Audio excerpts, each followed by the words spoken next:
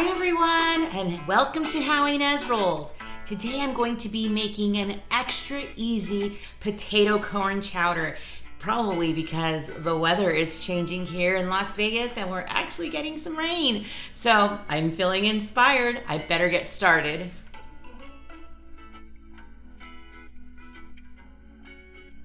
Like I said, we are starting to get a little bit of rain. It's the remnants of Tropical Storm Rosa that was hitting like Baja, Mexico, and it just went straight up through Arizona and got to us too. So we're actually expecting more rain tomorrow, but it's bringing the cooler temperatures. I'm so excited. So I'm just making some potato corn chowder. And so one of the first things I need to get going is some bacon. And I've already had some bacon in the fridge, but because I'm doubling the recipe, I forgot to make double the amount of bacon. So let me go ahead and get started on that. So I have my bacon back there sizzling, which is one of the best sounds in the morning, don't you think?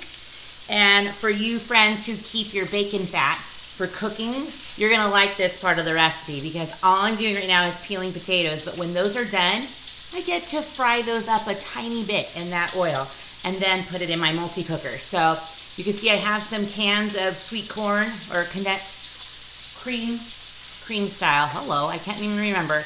And so I'm gonna finish this up. I have a 5-pound bag of potatoes that I'm doing, even though the recipe calls for 2 pounds, which will be at the end of the video. And since I'm doubling it, just easier to just do the whole 5-pound bag, don't you think? All right, now I am just gonna saute these for a few minutes and then get them into my multi-cooker where I'm gonna put all of the ingredients together. I can cook this on low for 7 to 8 hours, or you can cook it on high for 3 to 4. So this is before work. It's only like 8 o'clock in the morning, so we'll do it slow and low. You can see I just got the bacon in, and so I wanna get this going to slow cooker. So I got it on my slow cooker, and I'm just gonna start it and add all the other ingredients. Easy peasy. I love this Cookware cooker. So I just have to get all the other ingredients in. It's very easy. It's just kind of dump it in and stuff. So I like that about this recipe because now I'm working against the clock. I'm about to start work in about 15 minutes. So I need to make sure everything is done. It says to add everything and just go, but I think I'm gonna add my bacon a little later. So just gonna add just the creamed corn if I can open it. Do you guys like my shirt? It's from the Vegas Strong. Today's October 1st, which was the horrible events that happened last year.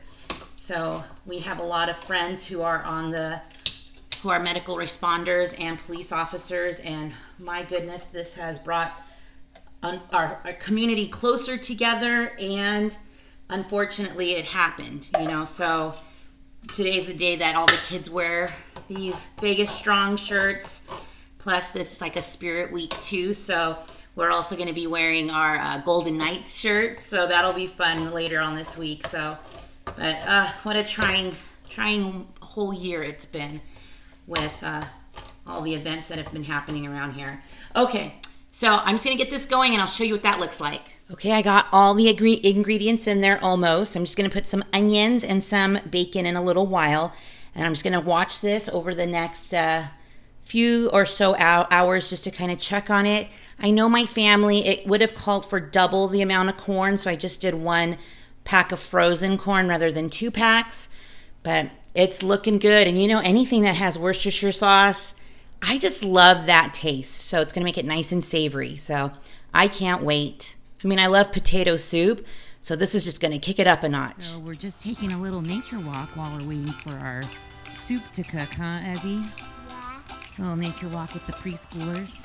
We have some storms about to set in. They're supposed to be coming tomorrow morning. So, yeah, they're all over there, huh? Bees love honey, huh? That was a lot of bees we just saw, huh? Yeah. Oh, that's a nice view. Just a nice little hill. Beautiful blue sky. We live on the edge of the desert, huh, guys? What do you got there going on? What are those? Seed pods. They're seed pods. Can I see yours, bud? I have a seed pod. Wow. Those are just falling all off the trees. Wait, let me see that, Ezzy. Shake it. Can you hear it in there? Yeah. Do you have one too? Yeah. Oh, Two. those are cute. Looks like we found some pine cones. It's fun just taking a little walk, a little break for the kids in the classroom. We're just gonna head back to the class now. Our walk is done. So it's about halfway done, so I want to take a look at it. Looks like it's getting, I did change the temperature a little bit on here because the low was about 180 and I kind of wanted it to be a little bit higher. On a traditional crock pot, it can go up to 300. But this is looking so delicious. So I wanted to kind of have the potatoes break down a little bit more. So that's why I increased the temperature. But look at this yumminess. In a little while, I'm going to add some cream cheese to it to kind of thicken it up. And it will be done very soon. Smells delicious.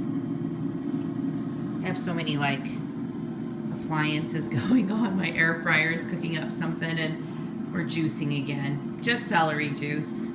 So the soup is mostly done. My house smells delicious. I am super happy how it's turning out. Whenever I make potato soup, and I do have a video for it, it's the Paula Deen's potato soup recipe. It's delicious, but it's made from frozen hash browns or something like that. So this was just made from real potatoes. So I'm loving that. Super easy. I could have even probably chopped these, diced them up smaller, but we do like our potato chunks in our family. So I had this is not in the recipe, but I had like a half of a brick of cream cheese and I can't let that go to waste. So I'm just gonna add it in here and just to make it a little bit creamier. Now, whenever I've made potato soups in the past, I've added like 2 blocks of this cream cheese. So I know it's gonna be good. But so I'm just gonna add that in here and I'm just gonna keep it on a warm setting until my husband comes home and it's time to have soup. I was thinking about making some grilled cheeses. You'll have to see how I played it up. So I decided to make some grilled cheeses. So I have like a little trick I learned from Jordan Page from the Fun, Cheaper, Free lady. If you ever follow her, she's got some good tips. But I'm just putting a piece of cheese on 1 piece of bread, put it in the microwave for about 15 seconds. Because this is cheddar, it does take a little longer to melt, like if I was gonna do it in the pan. But I just put it in the oven, in the microwave for 15 seconds, so it already gives it a head start. So that's what I do, and then I flip them over, and voila, this one's a little crispier. But you know what I mean, right? Like it's gonna be a lot faster, and I only had to wait about 15 seconds. So here's dinner. It's got some of that yummy, yummy cheddar grilled cheeses, and then the soup looks delicious. It smells delicious, and I can't wait to try. I should probably do that, right? And that's it, everyone. It's ready. You could even put some cheese on that, but because we were having the grilled cheeses, I opted to not do that. But honestly, it just smells amazing. So I've been having little samples here and there, but here we go.